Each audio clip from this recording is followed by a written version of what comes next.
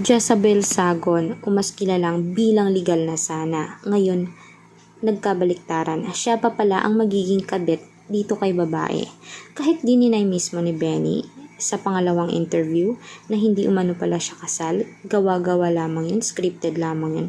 Hindi yun totoo dahil kasal siya. Nagsisinungaling na naman siya sa media at sa harap ng batas sa lahat-lahat. Tila parang ginagawa niyang tanga ang mga manonood, ang mga taong taga-suporta ni Jezabel na kunwari para mabaliktad ang sitwasyon ay mas maawa sa kanya at kay kabit sana. Tila parang hindi naniniwala ang mga netizen dito dahil talagang makikita sa reaksyon ni Jezabel na tunay ang mga luha niya. Tunay na mahal niya ang lalaki pero si lalaki ang walang pagpapahalaga sa mga kilos at mga kawang gawa ni babae. Alam naman natin kung gaano magmahal ang mga babae basta mahal na mahal nilang isang tao.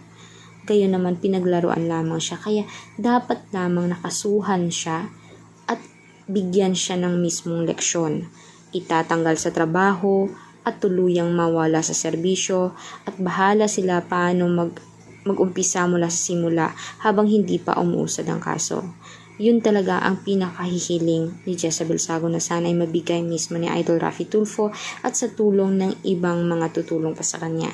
Gayon naman, mapapahiya ng mas mapapahiya itong si lalaki at ang kabit niya mismo na tinatago niya at binabahay na pala niya.